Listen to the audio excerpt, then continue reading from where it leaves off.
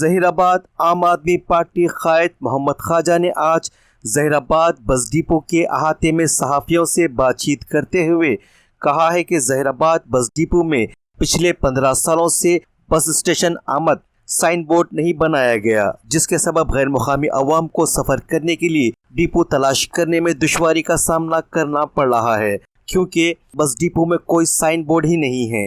हालांकि इस मसले को लेकर कई मरतबा डिपो के मैनेजर और आला अहदेदारों को इस जानिब मुतवज्जे कराया गया, लेकिन अभी तक कोई इक़दाम नहीं किया गया। ऐसा लगता है कि इस मसले की जानिब डिपो के जिम्मेदारान को मुतवज्जे कराना ऐसा ही है जैसे भैंस के सामने बीन बजाना।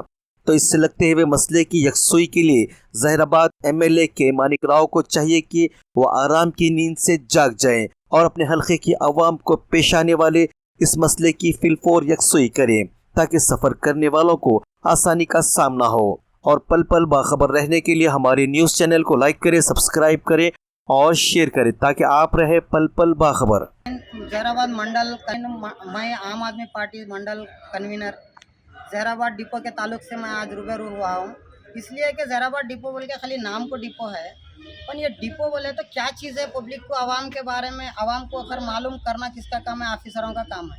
ऑफिसर खाली आ रहे बैठ रहे जा रहे ना। डिपो के अंदर पानी का ड्रिंकिंग प्रॉब्लम है, बैठने के लिए बुजुर्ग के लिए बैठने का प्रॉब्लम है। और जहीराबाद में मेन सबसे बड़ा मुद्दा ये है, एंट्रेंस बोर्ड नहीं है। डिपो को कोई नया मुसाफिर आया था, अगर ये जहीराबाद है बोल के मालूम ही नहीं हो रहा है कि जहीराबाद है, कोई और छोटा मोटा गाँव है। पर ये ऑफिसरों का काम है। हम लोग जो अब बाके इनके नॉलेज में डाल के मैं 3 साल से 3 मरतबे दे चुका हूँ, अभी तक इस बारे में कोई तवज्जो नहीं दिए। और क्यों नहीं दे रहे? और हमारे लोकल MLA साहब भी खाली कार में फिर रहे। पर जहीराबाद इतना बड़ा है, मैं यहाँ से जीता हूँ 2 बार, कम से कम अब तो भी बोर्ड डालूंगा डिपो को। और MD साहब को भी मैं कंप्लेंट करा, इससे पहले टीम आई विजिट करी, मैं रिवर काम कराता हूँ वो कराता हूँ, खाली बातें हुई है, अपन इनकम यहाँ से जा रहा, अपन काम कुछ नहीं हो रहा। और बसों में कोई पहला मुसाफिर बैठा तो सीट साफ करके बैठना पड़ रहा। गंदा बोले तो धूल, इतनी धूल रही, अगर बोल रहे तो बोलने नहीं सकते उतना। నేను జహీరాబాద్ ప్రభుత్వంలో ఇంతవరకు బీఆర్ఎస్ హయాంలో కూడా ఇంతవరకు 3 సార్లు ఇచ్చాము, కానీ ఇంతవరకు ఏమాత్రం వర్క్ కాలేదు.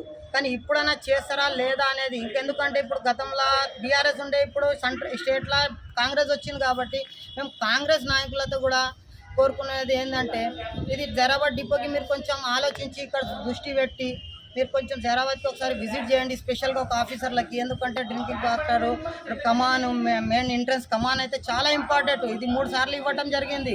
3 సార్లు చెప్పి మాకు బేజారు వస్తుంది, కానీ లాస్ట్కి ఒక ధర్నా చేయాల్సి వస్తుంది.